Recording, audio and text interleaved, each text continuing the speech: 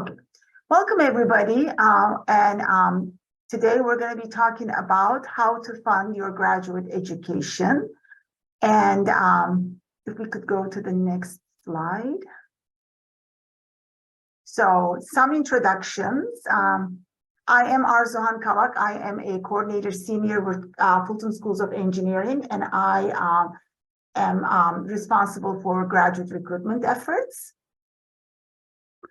Hi, my name is Pat Phelan. I'm the Assistant Dean for Graduate Programs. I'm also a professor of mechanical and aerospace engineering. Welcome.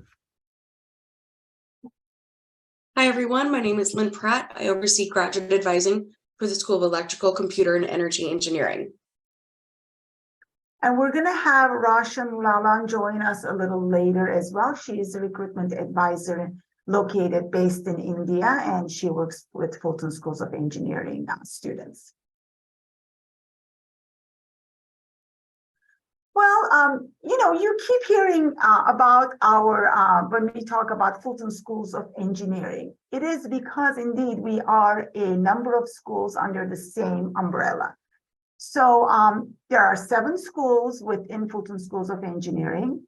Now, we do have presence in 2 campuses, in our Tempe campus and in our Polytechnic campus. Now, 2 of the schools on the right-hand side, School of Manufacturing Systems and Networks, which happens to be our newest school, as well as the Polytechnic School, is located in our Polytechnic campus.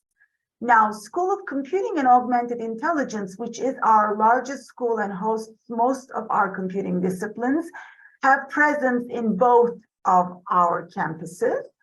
And the rest of the schools, electrical, energy, matter and transport, sustainable, and biological and health systems is solely located in Tempe campus. Now, these 2 campuses are about 45-minute shuttle ride away from each other, and there's regular shuttle service throughout the day.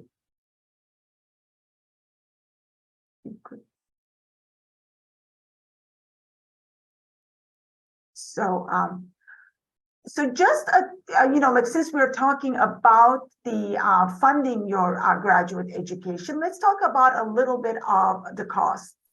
Now, what has been established so far is the fall 22 and the spring 23 cost. And the tuition, you can utilize the tuition estimator that's in our website, and it's the link is given below. Now, the tuition portion of it for fall 22 was about $15,375. This is for international students. If you are a domestic or out-of-state student, then the costs will be different for you.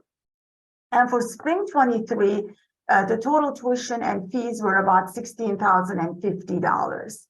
However, for your financial guarantee form, when you are filling that in, the minimum funds required to get your I-20 is going to be $51,763 for the upcoming academic year. Next slide.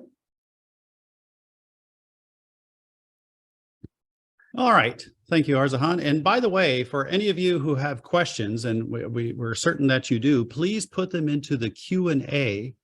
All right. So please go ahead and type in questions into the Q&A function whenever you want. And so we're going to address all those questions at the end, or at least as many as we have time for. So let's talk about how can you support yourself while you're pursuing your graduate degree. And so it turns out most, meaning about 75% of our graduate students, get some kind of support while they're pursuing their graduate degree. They either have a teaching assistantship, a research assistantship. We'll talk about those. They could have a fellowship. We'll talk more about those, or they could do some kind of an on-campus job.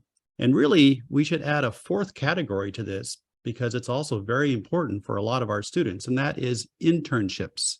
And we're going to talk more about those as well. So first, let's talk about TAs and RAs, teaching assistantships and research assistantships. I'm sure all of you have heard about these. Now, a teaching assistantship, as the name suggests, means that you're helping out in the classroom. So a lot of times this could be, for instance, for a laboratory course. TAs often guide laboratory sessions for undergraduate classes. Sometimes it means they lead a recitation section Other times it means they could hold office hours. So in other words, obviously you're supporting the professor in the classroom. It's important to note that TAs, teaching assistantships, are awarded mostly to PhD students. Now, similarly, we have research assistantships. And in fact, at any given time, there are a lot more RAs than TAs. Now, an RA, it's very different compared to a TA, because now the RA reports to a faculty member. And so it's a individual or perhaps a small group of faculty who decide who gets an RA, because the funding for RAs comes from research grants, which are the responsibility of individual faculty members. Excuse me. And that's different than say a TA, because a TA is decided upon by a graduate program, not by an individual faculty member. Of course, RAs means that you're going to be helping out, and a lot of times even leading research in a laboratory, whether it's experimental research or computational or analytical research. It's very important to have a direct connection or relationship with a faculty member, because again, they're the ones who decide about RAs. And just like for the TAs, most RAs go to PhD level students. All right, now how do you apply? Let's say you're interested, of course, to be considered, and that's natural, okay? So if you're interested in being considered for a TA, a teaching assistantship, it turns out each graduate program has its own approach to apply for TAs. If you're in SCI, meaning let's say you're in computer science or computer science and engineering, if you're interested to be considered for either a TA or a greater position, then there is an online application process that you should follow, and that's the link that's given there. By the way, a greater position is an hourly support. So a TA, just like an RA, actually provides tuition benefits, right? Whereas a greater position, that's an hourly support. So you get paid on the hour, per hour, I should say, but you don't get any tuition benefits on top of that. Now, for RAs, like I was mentioning, those are decided by individual faculty. So to be considered for an RA, it means you really need to contact faculty members. How do you do that? Well, taking their classes after you arrive, that's a great way for you to get to know them and for them to get to know you. And of course, you should do well in those classes. Go to their office hours. Even if you're not in their class, you can still go to their office hours, all right? Let them know that you're interested. Let them know what you can do. Somehow you need to stand out from the crowd. So, we have a lot of graduate students, right? And relatively speaking, we have relatively few RAs available, okay? And these RAs are actually quite expensive to the faculty in terms of how much money is needed to support even just a single RA. So in general, for TAs, those again are decided by the program. And so contact the graduate program chair for your program if you can't figure out how to apply for a TA. For RAs, you need to reach out to individual faculty members. So we also have fellowships. And in fact, we have an online fellowships portal that's open right now through March 15th. And so you can see we make a lot of fellowships available to students through our online portal. Last year, we had nearly 500 of these fellowships that were awarded. Now, most of these are relatively small, all right? So they could be as little as, say, $1,000, all right? There are a few that are more than that are of higher dollar value, but most of them are relatively small. Still, both international as well as domestic students and both continuing students, meaning students who are already here at ASU, as well as students who are going to be entering in the fall, are eligible to apply for these fellowships. And so if you want to be considered, you have to apply. That's very important. So go to that online portal that's available at that website given there and make sure you apply before March 15th. We have now a special fellowship available from TSMC. So that stands for Taiwan Semiconductor Manufacturing Company. So this is the first year that these will be awarded. These are special fellowships only available to master's students in engineering, specifically master's students who want to do a thesis as part of their master's degree. And so students who are going to do a thesis and who are interested in the semiconductor industry. You're probably aware that the semiconductor industry is of great importance and increasing importance. And that's especially true here in Arizona, where we have a great deal of semiconductor manufacturing industry from, for instance, TSMC, plus Intel, plus a number of other companies as well. So you can see here for this particular fellowship, there'll be support for the student of $2,750 per semester for up to 2 semesters. So again, to be considered for this new fellowship, the TSMC fellowship, you have to apply through the fellowship portal. And by the way, it's not like there's just one of these available. There are, I think on the order of about 20 or 30 of these available. So there are quite a few available. Again, you have to apply if you want to be considered. So on top of that, there are, of course, a number of external fellowships. So in other words, fellowships that say here at ASU, we don't control, but for which you may well be eligible. And a lot of times these are targeted to specific categories of students, such as women, all right, such as minorities. Sometimes it's for students in specific majors. And so there are a number of resources available on our website. The link is shown up above for these external fellowships. A lot of these involve a professional society. And so a lot of these mean if they're from a professional society, let's say IEEE, that means you need to be a student member of that professional society to be eligible, typically. All right, so that's something to keep in mind. Now, another opportunity, this would be really after you arrive here at ASU, is to apply for what we call a MORE grant. So that stands for Master's Opportunity for Research and Engineering. And so this is kind of similar to that TSMC fellowship in that it provides a stipend, in this case, $1,500 for the semester, plus it provides some additional support for experimental costs. And so what you do to be considered for this, this is not done through the portal, but rather through a separate application process where you have to prepare a short proposal, a 2-page proposal, together with a faculty member. And so this is another example where it's very important to establish a relationship with a faculty member. And now MORE grants can be for any topic, all right? They're only for master's students in engineering here at ASU, but they can be on any topic. And again, it's very important to make a connection with a faculty member. Next is on-campus jobs. And with that, I'm going to turn this over to our colleague, Lynn. So on-campus jobs is one of the best ways for you to get experience and get paid while remaining on campus as a first and second semester student. As Pat mentioned earlier, a lot of students want to do internships. We'll talk about that in a minute. You're not able to do that until you've been on campus for a year. So in that first year, what do? You'll want to apply for on-campus jobs. We hire so many student workers. The job portal updates every single day. So students should be checking it every single day. I know everyone was admitted for the fall semester, so congratulations on that. You wouldn't want to apply for jobs on campus just yet. Any jobs that are posted for on campus right now, they're probably looking for people immediately or for the summer. So as you get closer to arriving here at ASU, you'll want to take a look at the jobs and apply for them then.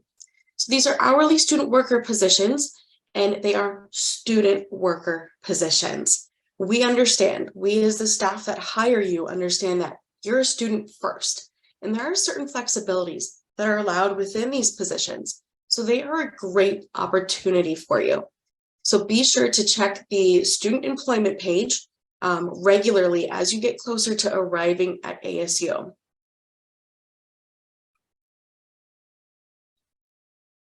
So here's some information on the pay rates that you can have here at ASU. They're determined by levels. So these levels are determined by the difficulty, complexity, and access needed for these roles. So for example, a level 1, that might be more of a greeter role. If you were in the Memorial Union and you were greeting incoming people. Level 4, might be more of an IT technical support role in which you have high-level access. So when you are applying to jobs, keep that in mind, that the level will determine the pay range.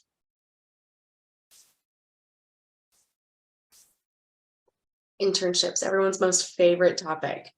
So we know international students, you want to apply for CPT, you want to get internships, and you want to hit the ground running. ASU is very motivated for you to get internships.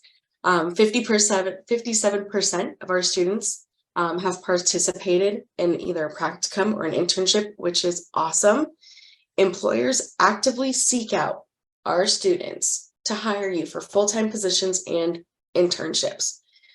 So at ASU, there's the ASU Career Development Office, but there's also the Engineering Career Center. You have access to both as engineering students, so you have even more resources to make sure that your resume is perfect, your interviewing skills are on point, and that you are ready to get hired. So be sure to take a look at all of your resources and use them in order to get an internship. So internship, CPT, co-op, these are all terms that you'll hear interchangeably, either from your advisors, staff at ASU, or your seniors. So we basically just call it CPT, Curricular Practical Training. This is the term that the government uses. So this is what we use. So it's an option for all students within engineering. You have to be in good academic standing. Some programs have additional requirements that you need to meet. Those additional requirements will be listed in your handbook. And if that word handbook just confused anyone and you're like, whoa, what's that? Read your handbook, please. I bet it was already emailed to you. So make sure that you are aware of your requirements. As I mentioned earlier, you are able to do an internship after you've been in the country at ASU for a full year. So for fall 23 admits, you're able to do an internship in summer 24. So you can start applying for internships in the fall 23 semester for summer 24. Some employers hire very early, some hire closer to the start of summer. It really just depends. So you'll want to double check Handshake, that's the app that we use for all job postings, to see what they're looking for, where the internship is, if it's remote, if you're able to stay in Tempe, if you have to go there in the US, so that way you can evaluate what is in your best interest.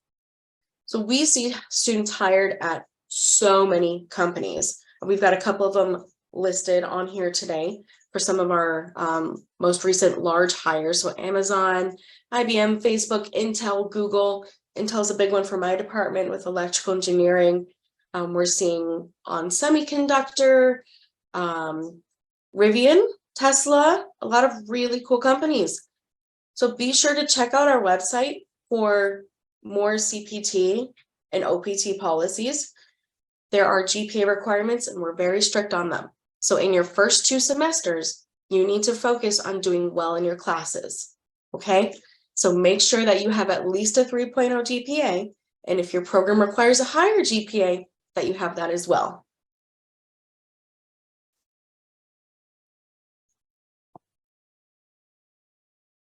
So more internship information.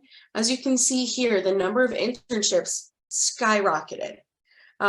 We had a little bit of a dip during the pandemic, but we were still seeing companies hire internships. And we saw a pivot to a lot more remote interns. And that has opened up a world of opportunity for our students and for these companies. So more students are getting internships all over the US. Some are going on site, some are staying here in Tempe and working remote for them. But within the past couple of semesters, we have seen an absolute skyrocket in hiring of our students, which is awesome. So this does not show opportunities in ASU research labs, more in Surrey programs. This is just CPT. So this is even higher for the number of opportunities when you consider other opportunities on campus.